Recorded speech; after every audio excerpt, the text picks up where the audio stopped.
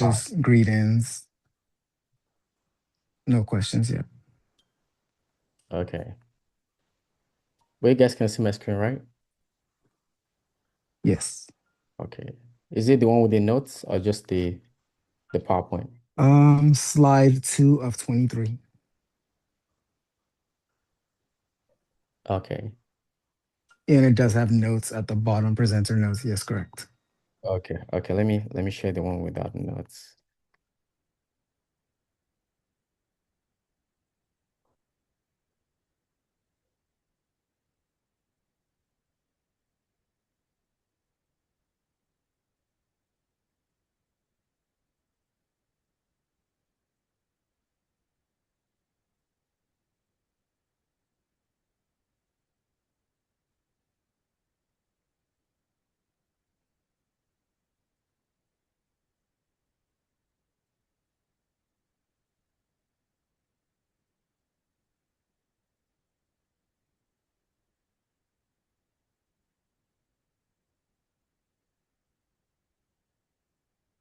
All right.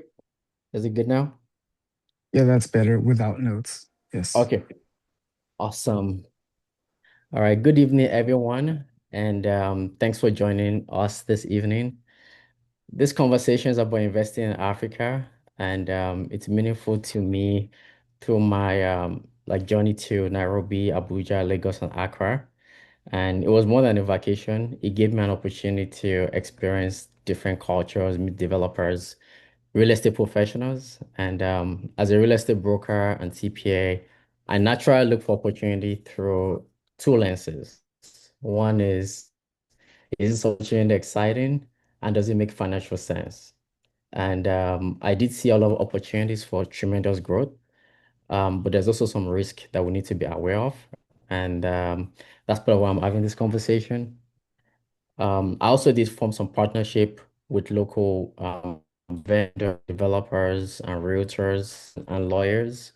And that's part of what I'm hoping to be able to share that with you guys today. A little bit about myself for people that don't know me or meeting me for the first time. I'm a full-time realtor licensed in Texas and Florida. I'm also a CPA with corporate background in finance and accounting, and I help advise clients in residential and commercial real estate space. On a personal note, I'm happily married. I'm blessed to be called a dad. I got a 2-year-old boy and my girl is 10-month-old also. Interesting fact about me, I've ran over 15 half marathons, one full marathon. I've been to 18 countries. I'm hoping to go to more countries before I turn 40. I got a few more years left. So we'll see. Next month I'm going to Morocco with Precious, so I'm looking forward to that. So that'll become number 19 country. Um, let's see. So today we'll be discussing the power of investing in Africa, especially for Africans in diaspora. And some people might ask, why am I doing this? My travels to Africa has shown tremendous growth. And I think for us Africans, sometimes we look back at Africa and we still see it where it was when we left. Or we could think about Africa from the lens of our home countries or from where we lived. And there's way more going on. Africa was not on my goals this year. It just kind of fell on my laps as I was traveling. I was like, whoa, there's a lot of opportunity. And it looks like everybody in the world knows about it and is excited about it. And the people least excited about it are actually Africans in diaspora. I was like, okay, what's going on? Let's take a look at it. Let's understand the opportunities and the risk, and let's see how we can make informed decisions. Um, and I thought it was important to see the developments personally and meet people there one-on-one um, before talking to people about it. And I thought that was very good and enlightening. And also understand how transactions are held in each country. One of the most popular signs I saw in traveling through Africa was this property is not for sale, whether it's Accra or or Abuja. I didn't see as much in Abuja, but in Accra, Lagos, for sure, and Nairobi, you see a lot of these properties not for sale. So there's some inherent risk, especially in the legal system, doing business in Africa. And that's why you definitely need legal representation when you're doing real estate. Over here in the US, the title companies or the government has given the title company a lot of power to handle it. So you don't specifically need an attorney, except you're doing some commercial real estate. But in Africa, you need an attorney, and that's part of it's almost like you have a real estate agent, you have an attorney, they go hand in hand. And a lot of people have had a bad experience investing in Africa, but when I talk to many of them too, many of them did not use um, an experienced person, right? They didn't use a good real estate professional or a good real estate lawyer, right? So anytime we hear about bad stories, which there are a lot of bad stories, even with people that go through the right way, but it's important to ask those questions so that we don't continue making the mistakes people made in the past, right? And part of my trip was really focused on where can we get the most projected returns on what's happening out there. And I did notice that there were some cities that were better with equity. Lagos is one of it for sure. And there were cities that were better with more consistent cash flow.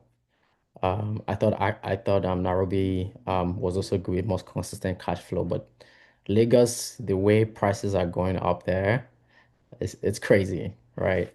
But we'll talk about that. I mean, there's a lot that impacts that from foreign investors to how strong the economy is, to how strong the middle class is, um, and things like that. So, right. So talked about success story. Why this conversation matters, right? It's Africa is the home to the world's youngest population.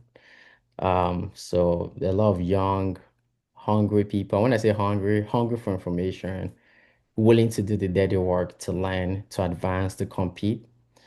And as the world becomes more global, many of them, the barrier to education is getting less. You could go on ChatGPT, you could go on AI and learn things yourself. When anybody in the world can learn anything and labor is cheaper, right? And there's security there. You can understand why people are investing in Africa because they could do a lot of things cheaper there. And also, our weather is great. And we have a lot of natural resources too. You also have rapid urbanization, digital adoption, and market expansion, like I just talked about earlier on. Our cities are developing at the fastest rates in the world because there's just a lot of opportunities to grow there. And again, it's relatively cheaper expanding in Africa than in Europe or in the Americas. Um, and part of why we need to talk more, have this conversation is that Africans in diaspora actually send more money to Africa than foreign aid. We send billions of dollars, about over $90 billion. But the problem is most of those things are going towards short-term consuming activities and not as much long-term. So part of this conversation is, hey, what can we do to shift some of that money? Not all of it. We have family, loved ones that need money for education, hospital bills, weddings, burials, and all the O&Bs that we do that we have to support. It's part of who we are, part of our community. But we can also ask the second question, say, hey, what can we do every year, every 2 years, every 5 years to be part of the growth, right? And one of the things I noticed in Cape Town, in South Africa in general, is that it doesn't matter who is the majority in the country. The people that own the economic power and the capital power control the country. Um, and I am seeing a shift in Africa. As you see, a lot of foreigners invest heavily. And if we're not active in participating in that, and there's no reason why we should not be active because we actually do have more advantages. Our cultures are very different, but they're more similar than someone in the US or someone in China or someone in Greenland, right? So we actually, and the good thing is that Africans in diaspora, we have the access to the education and to the technology that we need to do big things there. We just need to figure out where's the right place to do it, right? So think about just moving from just remittance to strategic investment. So that's what this conversation is about. So what are our unique advantages? I touched on this earlier on. We do have cultural advantages, cultural understanding. Um, something as simple as, for example, my in-laws are living with me, right? And I say, hey, I got some rice or some, a drink, right? Do you want some? Now, if they say no, culture tells me maybe I should press a little bit more. I say, don't worry, I got you. Even if they say no, I'm going to give you this, right? Because that's part of our culture. Little things like that, even like, unless it's in an American culture, someone says, no, I don't want something, a no is a no. But in Africa, sometimes it's like you get to press a little bit more to show that you really care. Um, so there's a lot of cultural nuances, and that's not just in Nigeria, that's true in a lot of African countries, and even not just African countries, even Asian countries too. So we do have cultural understanding. We do have long-term commitment. We're from there, our families from there. Many of us, they have uncles, aunties. Even if everybody has traveled out of Africa, we have a lot of history there. We went to college there. We grew up there, right? So a lot of our stories there and a lot of who we are today started from there. So we have a long-term commitment to the growth of the continent and to be part of it. We also have access to global capital scales, like I said earlier on. All of us living in the US, we have access to international financial systems, credit systems that we can leverage, professional network, and global practices and technical expertise also, right? So we are like a strategic bridge. So when you combine all of this, we do have global capital and we have a lot of opportunities to make the change. And as we make Africa better, right, we can also be financially better off doing that, and also by helping people. So what's the difference between remittance and investment? Right, remittance is more short-term consumption, food, school fees, healthcare, very family focused, low risk, low financial return, just giving enough for people to get by. When we talk about investment, we're talking about long-term wealth creation. Capital is deployed with the goal of generating sustainable returns and building assets over time. Community and economic wide impact, and managing risk so that we have as high a return as we need to, right? So the goal of this conversation is not to, invest blindly or invest with sentiment. We should still have our same investment mindset of, hey, let me judge this investment with any other investment in the world. Does this make sense? That's how I think about it, right? But right? Do I also have an obligation to make this place better, right? So those two go hand in hand. It doesn't have to be one or the other. So what are the sectors of high growth? Agriculture, and I have a lot of people in this area. I have two partners. One of them is a friend I've known since I was working with PwC back in the days in 2010. He has an apartment in Nairobi. He has a huge land and is farming. I don't know what is growing. I think it's coffee that's growing, something like that. So there's a lot of opportunity for growth there. And again, we have great weather, great soil, and there are people willing to do this work. And if we introduce some technology, every investment goes a long way. And if anybody is interested in any sector, let me know. I can always connect you with some people in that space. There's renewable energy everywhere in the world. Renewable energy is somewhere to invest. That's always growing. Um, with rising energy demand and with abundant solar and wind that we have, Africa is a great place to invest in renewable energy. If we think about real estate and housing, if we think about the fact that we have very young people, the youngest continent in the world, and you have rapid urbanization and all that going on with technology, um, there's need for housing.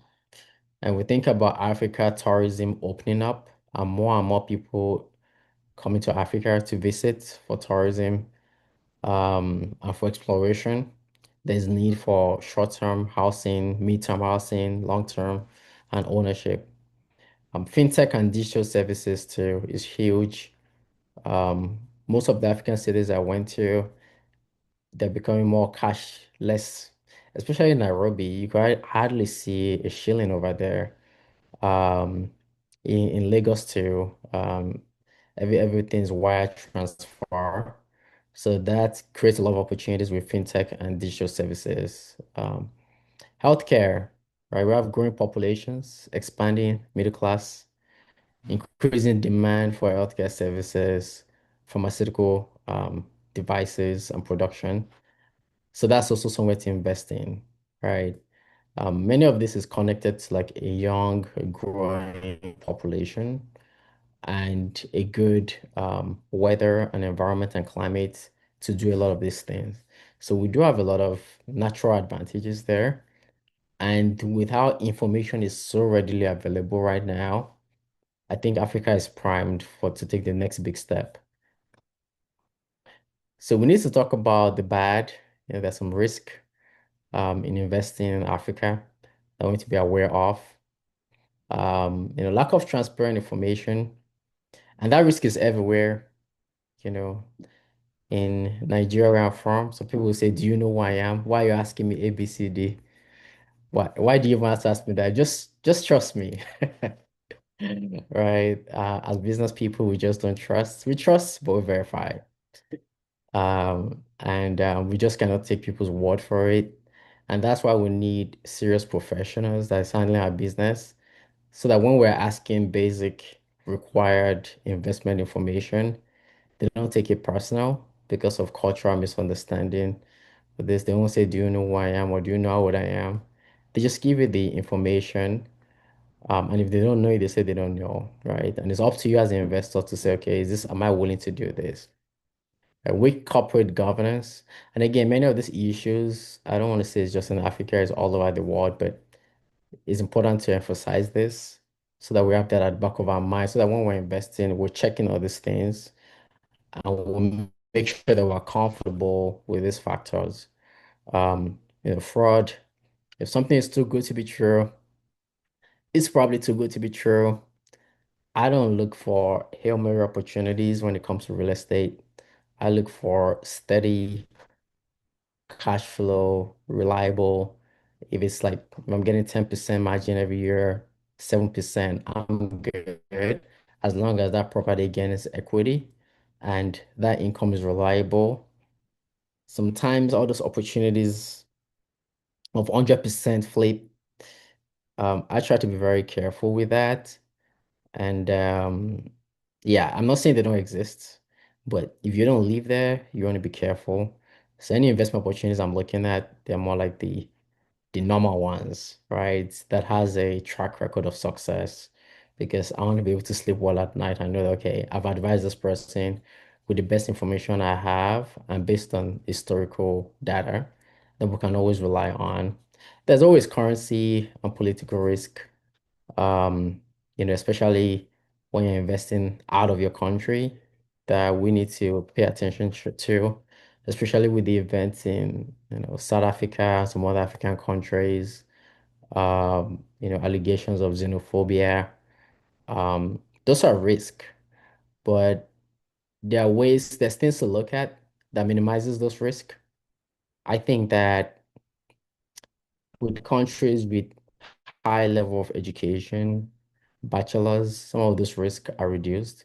For example, when I was in Accra, I didn't really see that as much because if there's a Ghanaian or a Kenyan or a Nigerian that applying for a job, for example, um, if the if let's say Kenya, for example. I noticed this in Kenya. If a Kenyan is applying for a job, a Nigerian is applying for a job, a Ghanaian is applying for a job, right? It's a matter of who is most qualified. Um, but because there's a lot of Kenyans that are very qualified, there's no issue of this person is being picked over me. So it's a matter of who is the best. As a matter of fact, Kenyans are likely to get the job, not because they're Kenyan, because they can speak Swahili. And a bunch of East African countries speak Swahili, which is good for business, right? But when you have a situation that the education level is not as high, and the only people that are qualified tend to be foreign nationals, that risk is a little bit higher. Um, there's also a currency risk. The Chinese are investing heavily all over Africa. Um, and you know, many countries have a high level of interest payments every year. That is like 30%, 20% of their GDP that they're paying to China, Europe, right? So that's a risk there because if all those debts becomes due, that could potentially devalue the currency in those countries. So those are things to look at. But they are riskier, but there's risk in America too, right? Yesterday Canada decided to stop trading with the US on some products and look elsewhere. Um, there could be anything that happens, but our job is to say that, hey, how can we limit this risk and have an open mind and look at the whole Africa and say, okay, do I want to invest in Morocco? Do I want to invest in Gambia? Do I want to invest in Abuja? Even in Nigeria, I went to Abuja, I went to Lagos, very different markets with different pros and cons. So we don't want to overgeneralize when we're making these investment decisions. We want to pay close attention to what's going on. I want to have strong people on the ground that we trust to be able to execute. I want to use relationships. So if somebody has done a deal before with somebody and it went well, or with a developer, then that's something we can rely on to some extent. So I mean, I try to avoid new relationships that I don't know from nowhere, or a builder that does not have a history of this is what they've built in that country and things like that, right? Um, and that's why we're investors. We make things happen even when there's no clear pathway. Because if it's easy, everybody will be doing it, right? The reason what makes us different is even when it's not easy, we can take our time to separate the risk, separate the advantages, mitigate it, and take the much needed action when we need to. So principles of investing, invest through regulated services, through regulated vehicles, diversify when you can, demand audited financials, separate emotions from the decision making, and partner with local institutions, right? In regards to separating emotions from decision making, investing in your home country can be very personal, but decisions should be based on data, structure, and sound financial analysis. No pressure from anybody saying you must buy something at home. It has to make sense, right? And you know what? It's also okay to buy things for emotional reasons, right? As long as you know, you can say, you know what? I went to this primary school and I love it. I have a lot of good memories. I mean, there's somebody here that went to the same school together, high school. I can say, you know what? I went to the same high school. And I have a lot of good memories. I want to build a house next to that. And I just want to come there once a year. I want to lock it up. It could just be emotional sentiment. There's nothing wrong with that. Just know what you don't want is tell yourself a sentimental reason is an investment reason, right? So as long as you're true with yourself, this life is short. You got to do what makes you happy, right? So there's a place for that, right? It's home for many of us, and sometimes that's okay. But you don't want to mix it up, because when you know exactly why, it's easy for the professional to help you find what you're looking for based on those goals. But when you give mixed signals, then we confuse people, and we have a responsibility to manage people that are helping us find great investments but it starts from us knowing what we're trying to do. So investing in Africa offers us opportunity to generate financial returns while driving meaningful and social impact.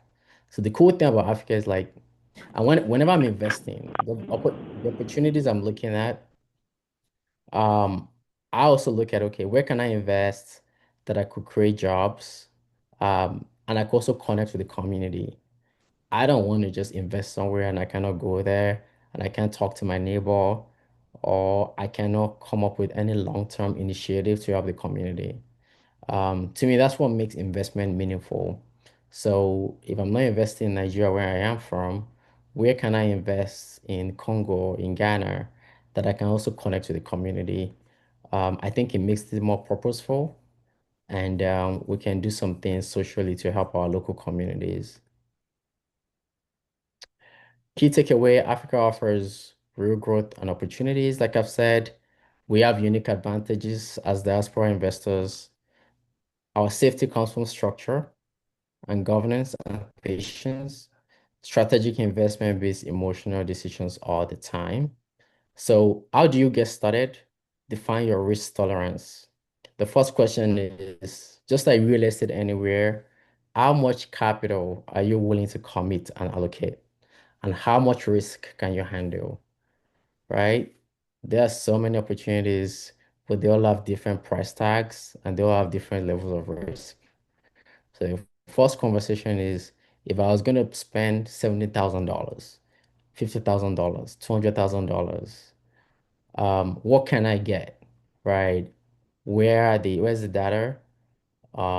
With income and everything that you need, right? So when you start with the number, then it's easy to focus. But if you don't start with a number, you could be everywhere and you could get discouraged because you're not finding anything because you're going to stress yourself out. So you want to start small if you're a little bit nervous, especially for us in diaspora that are far away. And we don't want to miss out on the action, but want to do something, right? Start small, and if things are working out, scale nicely. Oh, sorry, scale wisely. And again, for people that want to invest, I do know people in Kenya, in Accra, in Nigeria that have invested and had a good experience. All right. So it was very important to me that I met these people and heard from them directly. I'm not saying everybody's experience will be the same, but it was important for me to know, that, okay, if this person could get it right, what did they do right? Hear from people that got it wrong, and make sure that we're not doing things to set us up for failure, right? It's not about using my uncle or my auntie that's into real estate. It's about making sure you have the right people, seek professional advice, join diaspora networks. I'm part of African diaspora networks over here in Dallas.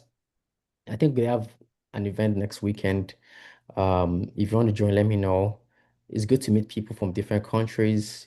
You learn and you absorb so much information in those networks. It's not just about, for me, I take my time to check, talk to people, see the countries they are from, learn about them, learn about what they don't like, about international investors, their stories, and things like that. So, stay informed. Global context. So we're going to start with Kenya. My observation from Kenya was that Kenya is very far from the US, but it's actually not as far to other places in the world. It's not as far to Europe, it's not as far to Middle East. But to America, it is very far. It was about 18 hours flight direct from um Atlanta for me. Um, so there are reasons why people are investing in Kenya, or a lot of part of the world is investing in Kenya. Location is also part of it. Weather, how central it is also part of that. Also a lot of this house is not for sale, or this land is not for sale in Kenya. So, you gotta pay close attention to title ownership and making sure we have the right approval and we don't have any Omoinele issue, even like we have in Nigeria. Um, I saw a lot of organized developments, a lot of high rise. I stayed on the 18th floor in an apartment. I could see the old downtown of Kenya, sorry, of Nairobi.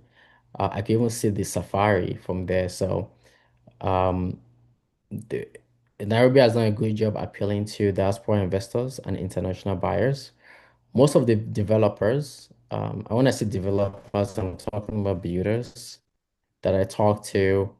Most of their clients, people that were selling spaces to, were actually mostly international clients. Most of them told me about 50% of their clients were international. And it makes sense because of everything going on. You have the World Health Organization. Kenya has the next AFCON next year, June. There's a lot going on in Kenya, and their government has done a good job projecting confidence to the world that they have their acts together. Electricity was fairly stable there. Water was generally okay. Um, but in all these countries, location is important. Strong property management is important, and the rental demand. I spent most of my time in Kilimani, but I also went to Westland. Westland, Kilimani is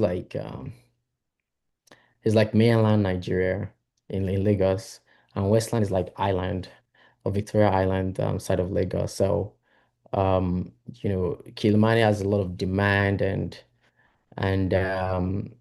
just a lot going on business, the clubs, everything is there. So to buy there's a little bit cheaper. Um, and there's more volume there. Go to Westland is a little more quiet. There's more embassies there, so there's more government presence over there. But it's also a nice place to invest. So it's a little more expensive there. Demand is not as high, but people that stay there are willing to pay a little bit more. So infrastructure generally okay. Nigeria too was a great experience. I'm going to start from my observation from Lagos. The price points were higher. I was in Victoria Island in Ikoyi area. I was in Banana Island. Um, if I was going to invest in, I think Nigeria has one of the best equity upside.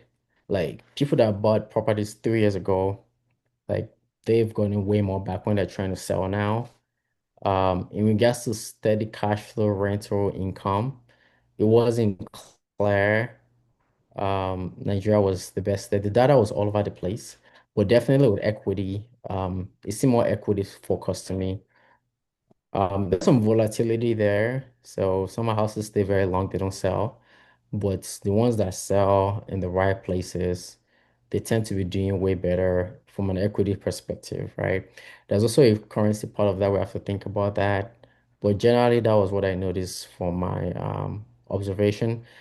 One of the things they complain about is the demolishment from the government. Like people have their land, their title approved, and the governor just says, I want to build a road here, and their property is demolished. So it's very important to be very careful, especially in Lagos. You don't have those issues in Abuja. I think Abuja was well planned from the beginning, and everybody stuck with the plan. I heard Lagos was planned, but I'm not sure it was planned from the beginning, and I'm not sure everybody's sticking with the plan. So that's something I want to pay attention to. There's some areas that had flooding. When I was in Accra, to Accra, there was a lot of flooding on the first few days there. Lagos and Accra have a lot of water bodies around them, so f risk of flood is always going to be there. Traffic infrastructure is getting better in Lagos, but Lagos is fun, nightlife is fun on the highland. Generally, it's safe. Um, every city I went to has minor pickpocket issues. But sometimes I don't know, things go crazy sometimes with security. But I felt safe. I was able to walk in the nights, but also I was working in safe places. Abuja definitely had more structure. They have more lanes, less traffic, um, just more quiet. Um, And there are developers there also. They were also very expensive. Um, I didn't see as much um international people in Abuja as much as I was thinking I would see because I feel like many of them are still in Lagos, which is the business capital. Um, so but Abuja was fun, was nice. If I was going to relocate to Nigeria and take my kids back and just do things by myself. I like Abuja for that, right? But unfortunately, I don't have any family in Abuja. So that's going to be difficult for me because I'll just be there by myself and have to make new relationships. Um, but Abuja is also a place you can invest in, and they also have high equity and growth over there. All right, where we talked about Lagos already. Ghana, Ghana has a strong connection with the Africans in diaspora. I didn't check this objectively, but from everything I've heard, from the conversation I've had with people, I feel like there are more Africans moving from the US to Ghana. And it makes sense. They have some things right. There's some electricity there, infrastructure there. And Accra is close to a water body, which a lot of people in the diaspora also like. Um, so some African Americans have gone back to Ghana, have had a good experience, some not so good. There's different factors impacting that, but Ghana has definitely done a good job attracting international people to Ghana. Um, what else about Ghana that I noticed? They have a lot of apartments. There are a lot of hotels that are converted to apartments. So there'll be hotels, but they will lease it to somebody to manage as an Airbnb. So that's where I stayed in Ghana. I was staying in an hotel, but it was actually not managed by the hotel, it was managed by an Airbnb. There's a lot of luxury apartments in Ghana. Um, and yeah, the prime areas, emerging locations. There were villas. I went to a community. There were horses that were very nice, just like Texas, like huge houses and cows, and there's your pool. So if you want to live in a gated community in Ghana, the prices were similar to prices in some parts of Lagos too. So Ghana and Nigeria definitely are up there in pricing, right? Um, I did not get a chance to go to Kigali, but that's definitely somewhere I would like to go to in the future. The government is doing a great job there, and there's a lot of economic growth. I just think it's important to talk about it. So I've had a lot of good things. They're not as big as Lagos and Nairobi, but they have good systems there, and it's attracting a lot of international investors, right? And is ranked one of the best places to do business in Africa. So that's what you definitely want to look at. But that's it for me. Now I'm going to open it up to questions. Let me try to unmute everybody. Oh shit, I'm not even on video. Let's see.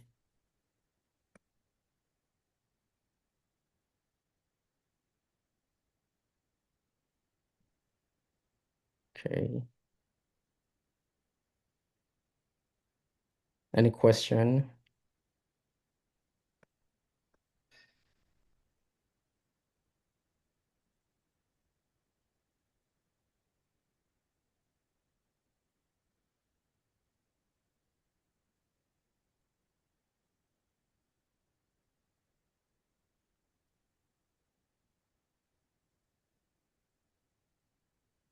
Any question, guys? Am I still muted? Let me unmute everybody.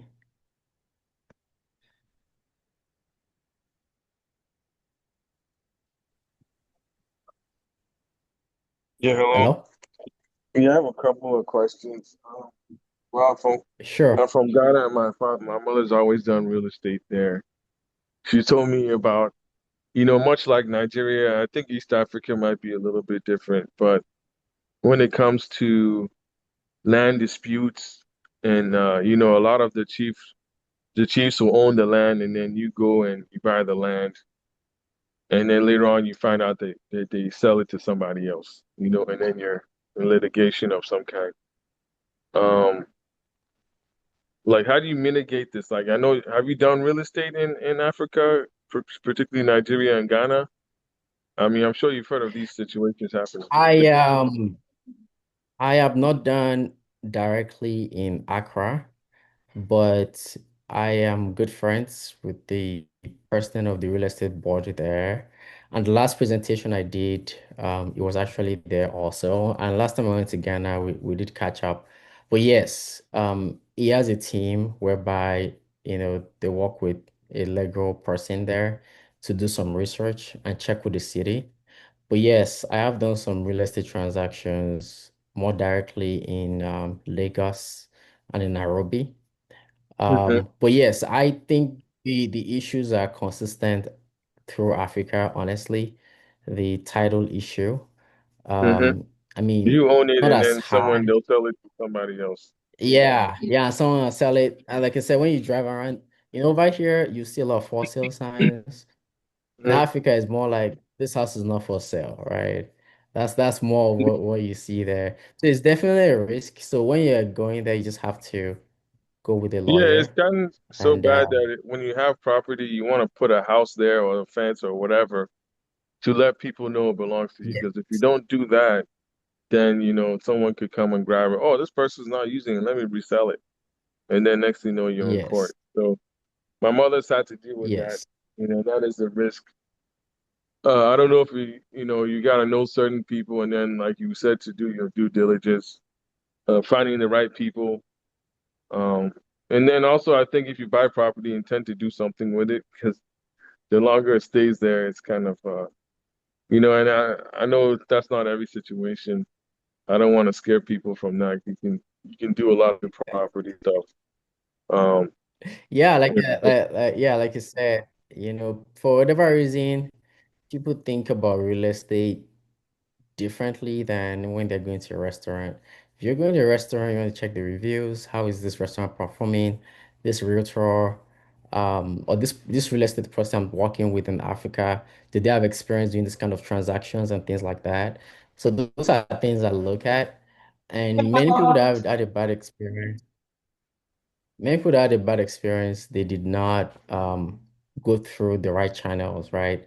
And mhm. there's especially when you're somewhere with higher risk generally. So part of what we do is to make sure that the person you're going with has a great team. And so not just a person that you're working with Ghana in this situation, but let's say the builder or the developer they're working with has a history of doing the right thing and sticking with whatever they sign on the dotted line because there are definitely developers that don't do what they're supposed to do, right? So, and sometimes the history is there. You just have to do some research and it's all in your face, right? But sometimes we don't even check any research. So there's someone that bought a developer and they didn't get their house ready 2, 3 years later. And we did a little bit of research and it was all over the internet. That's what they do. So some of these things it sounds like mysterious, but it's actually right there in our face if we just do some due diligence and we surround ourselves with the right people, right? Because here's what I know. Foreigners are investing in real estate in Africa and they're figuring out a way to do it safely because they're doing it with the same mindset they do over here. Do their due diligence, make sure they have the right people. But Africans sometimes for we just we have a chill culture. We just want to have somebody help us and all that. But we have to have that same mindset. And I think our generation is doing better when it comes to being very careful with investments and hiring the right Well, I think people, I not just think they based on probably a sentiments, lot of them right? are dealing with developers. Like they'll have one person who goes and buys a ton of acres of land, and then they'll do the deal with the foreigners. So I think it's a With little the bit more foreigners, yeah. protected. Yeah, it's a Yeah. lot more Toby, protected that way. For us, it's just like we're going to the Lord of the land or the chief, and then we're Mhm. asking them for. Yeah. But I think they buy a lot more so, at once, and then they develop. They have land developers. Um, yeah, I had yeah. another So, question too. I don't. somebody had wait, someone had a Toby, let me question real help quick. you out. Okay. I've lived in Ghana. My name is Ken Dr. Lopes, Mhm. and Oh, I Mr. started Love. living in Okay. Ghana 2008.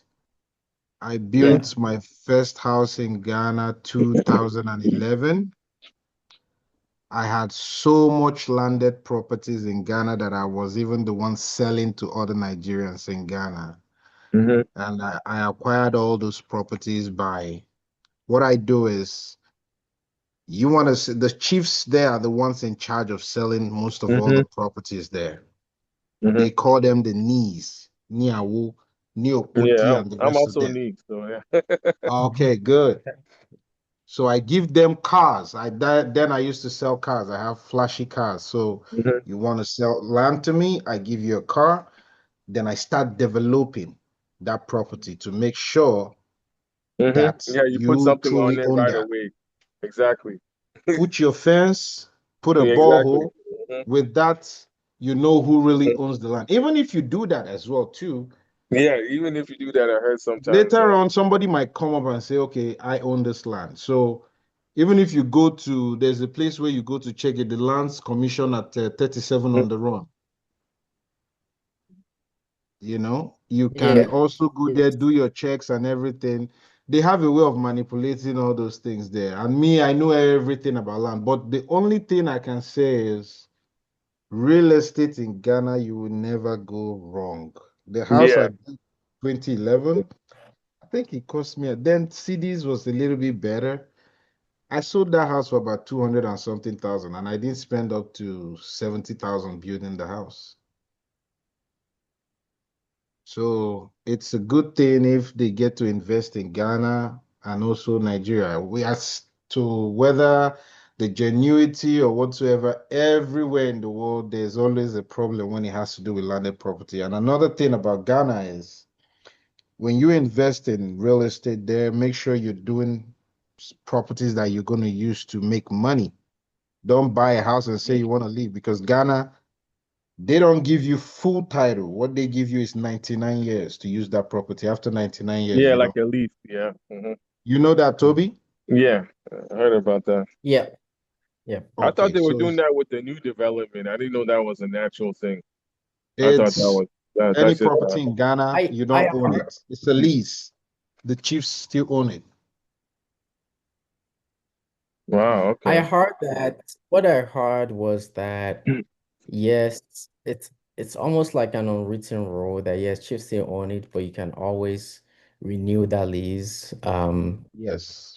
for a small fee, something like that. But it's not like a major barrier. But yeah, you're right. But I mean, in these spaces, we have to think about three kind of properties. If we're talking about real estate.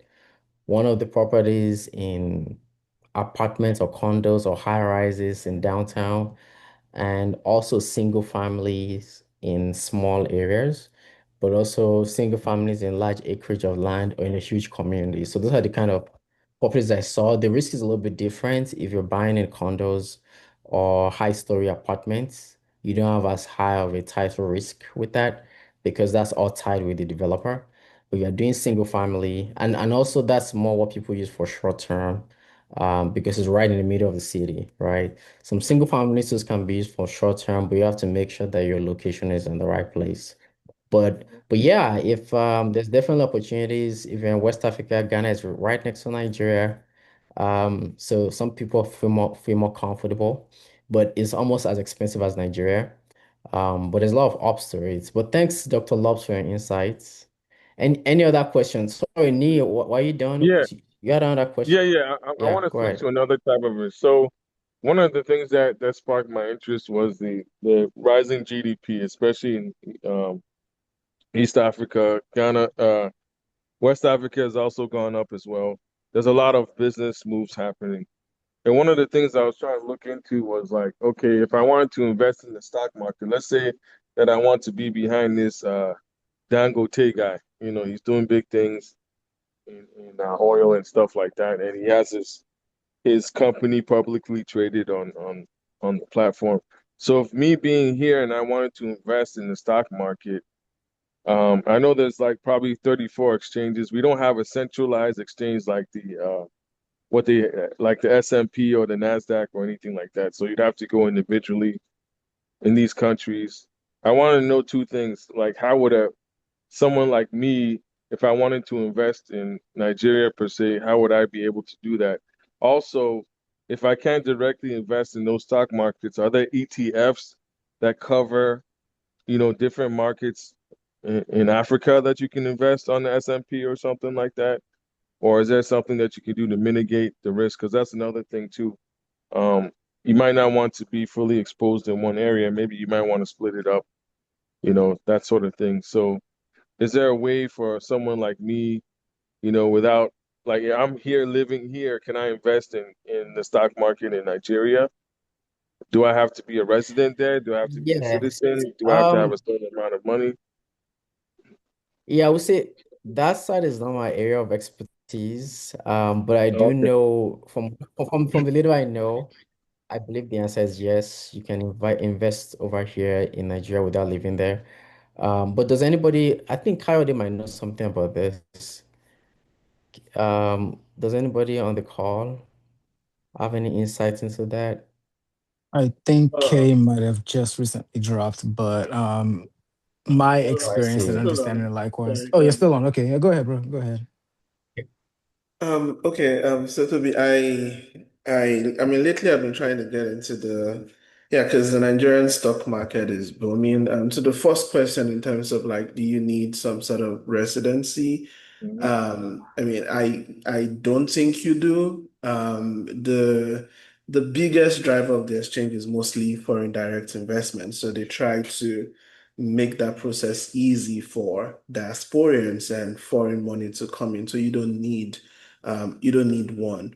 But in terms of like the structure, most of the exchanges are not as like open as what you have in the US, Yeah, and they're still not there yeah. yet. So you still have to go through, standard brokerage firms. I have a few recommendations. I have a few friends that play in that space. But I mean, it's all open. They're very transparent, but I would say they caught a lot of foreign money. And now is actually the best time to invest because Yeah. the previous issue has always been the volatility of the exchange rate to bring in your money before you try to take it out. The currency has depreciated by 20 to 30%. Even though you're making some gain locally, it gets wiped out by the foreign exchange volatility and all. But that is no longer the issue. So it's actually a good destination to put money. So that's one route. There are also routes in if you're in the US and you want to Mhm. put your money in some ETFs that track um, some funds in Africa or in Nigeria generally. I know Vanguard or Schwab has some ETFs that track the global market, and you can also then drill down into those global markets to say, I want to put my money in some funds that track. So that's, I'm saying, if you don't want to go the route of taking the risk of taking your actual money into the Nigerian, and you want to still play the stock exchange in Africa or in Nigeria from the US. There are actually some US ETFs that track Okay. indexes in those places. So you can also look Okay. into. That's Yeah, good. but in terms of specific exchange guys, I mean, I can share those contacts with Toby and he can pass it along with you. I have a good number of people that play in that space. Yeah, Also, also, thanks Kate for the insight. And just before, I know we're past the time, mhm. and um, we'll probably have a few more minutes to talk. But anybody that does not have my contact can scan this barcode and email me, text me any question that they have about real estate in the US and also in Africa. In the US, I do have partners all across the 50 states that we do real estate with. So even if you're not in Texas and you need some help, just let me know and I'll contact you with the right person. But yeah, go ahead with your question. Yeah, I just have one more in the space of manufacturing. Have you seen any like investment or like possibilities there? I don't know if we're expanding in manufacturing, but it seemed like at least processing manufacturing type stuff. Like, Yeah, I did I wasn't looking for it, but I mean Nigeria, there's a lot of refinery from Dangote. Even hmm Dangote is also invested in Nairobi and in Ghana. There are some complaints with the Chinese and how they are mining gold, yeah, and how we're that's putting a messing up the crackdown on that. water. So there's a lot of stuff. Yeah. Yeah, yeah, and now that's messing up the waters and the rivers there. Mhm. Even in Gambia, it's Gambia was known for fish, and I'm not trying to be tough on the Chinese, but like they were complaining that the way the Chinese are getting the fish from the water, they get they're so aggressive about it that there's no fish for the fisherman. Like there's no more fish in the Mhm. water. I'm like, how are you harvesting fish? Right? Because using very advanced machinery and they take all the baby sheep from the deep sea. So they're having regulations on that. So yeah, the Chinese are big in Africa, and I think Africa government and they're fast, they're efficient, they're timely, and they do what they're supposed to do. But I think the governments there just have to make sure they're putting more restrictions to protect the locals because nobody will look after you if your government is not, right? So but they're definitely a huge part of the development going on in Africa. But yes, there is a lot of agriculture. I noticed in Kenya and Ghana, Kenya and Ghana. Yeah. In Nigeria, I was more in the city, Lagos and Abuja, so I didn't really have time to look into the manufacturing in that space. But what most people are talking about was the refinery that Dangote was building there, and it's going to bring a lot of opportunities. But Yeah, he yeah, has an they're ambitious project in East Africa for Kenya, Uganda, yes, and Tanzania, that yes, pipeline. So he's trying to do that. If he can do that, that's great. I yeah. don't think foreigners I are I investing want in to that. Mhm. Yeah, I want to open it up to anybody else that has any question. I know we're Oh yeah, past sorry time, for but thanks, hogging up the time. new for no, thanks for those were all great questions. I think a lot of Okay. people had those questions too. Any other Okay. question, guys, before we go? Toby, I was All right. gonna maybe more of a comment if you based on your experience. So mostly, obviously, I haven't been to Nigeria for a few years, but some YouTube videos that I maybe catch every now and then. There is a lot of development, like you said. As far as mainland Yeah, island, I don't know the difference, but it seems to yeah, be pretty far distance from what I would consider the congested part of Lagos where maybe some of the young population actually lives and has access to work and opportunities. Um, do you find that some of that new development is actually realistic for the majority of the working class of Nigeria? And if yes or no, how does that impact maybe your decision to invest in those, what I would consider like luxurious apartments, if most of Nigerians probably can't afford them? before. I think that um I see if we talk about Lagos, I think you have more affordable houses in the Lekki area, and I get lost on the face of Lekki. There's phase one, phase two, phase 20. I'm not sure exactly where they are in there, but there's more affordable housing there. But this time I went to Ghana and Nigeria, there's a lot of issues with flooding in both countries, especially in Lekki.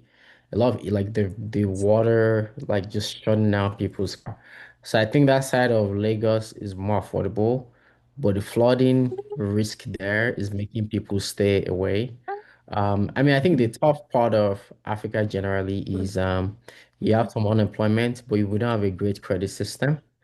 And because of that, it's unaffordable to a lot of Nigerians living in Nigeria. So I mean, even in Africa, most of these luxury apartments, they're all most 50% is international investors because they're very expensive for the average working person. The average working person there is focused on food and their minimum wage there. If you look at the minimum wage, you can understand why it's hard for people to afford it. But people do save, people are very disciplined.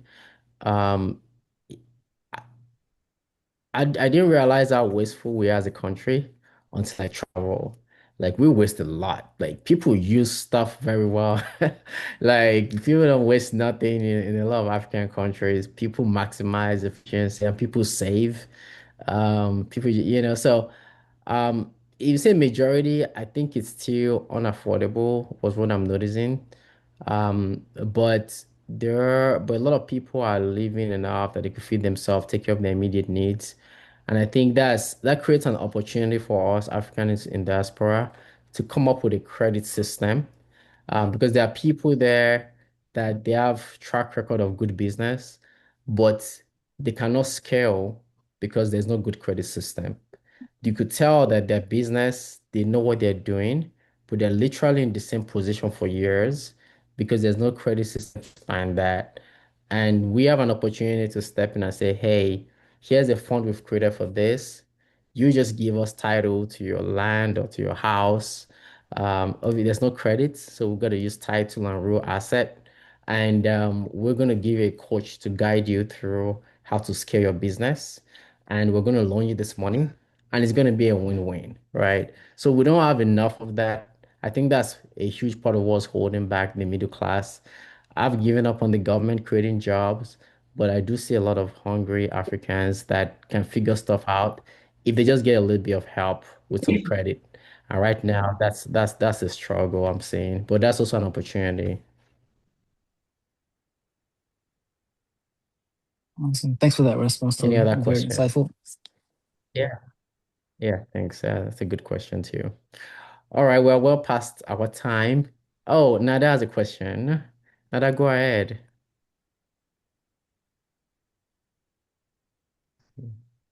You might need to unmute her. Nada raised her hand. Oh, oh, sorry.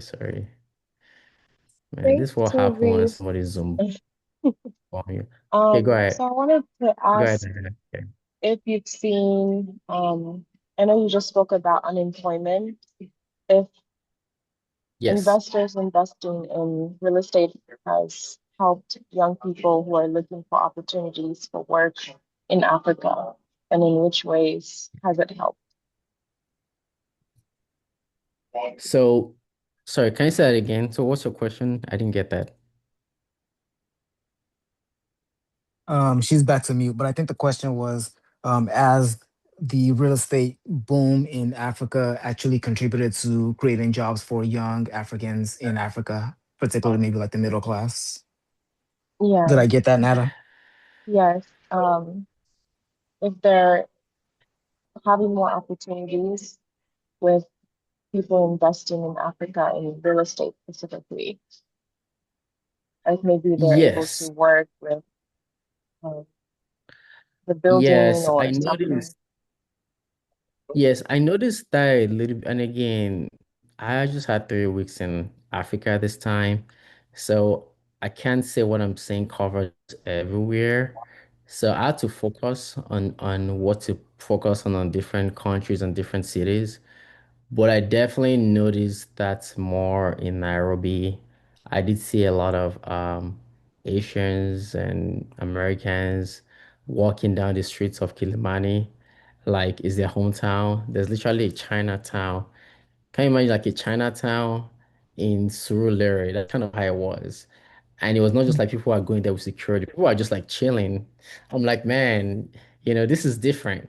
But I do see a lot of opportunities because international investors are creating commercial businesses there. And you have a lot of embassies too, and that's also creating real estate opportunities, and the locals are being involved. A lot of those developments I went to, I saw a lot of people from that country helping with the constructions. There was some part of building that, let's say, some of the electrical, I could see that maybe it's the Chinese doing some of the electrical stuff, but maybe locals were doing the plumbing and the bricklaying, and all those guys also need some housing. So definitely it's creating opportunities for everybody. I saw it more in Kenya because I just felt like over there was more commercial minded foreigners. Um, in Accra, I saw more like a lot of embassies of foreigners, but I also saw like foreigners coming for vacation. But in Nairobi, I noticed more people there for business, right? So I think definitely that's true for Nairobi, and I would assume that's true for a lot part of Africa, but I didn't observe that personally in everywhere.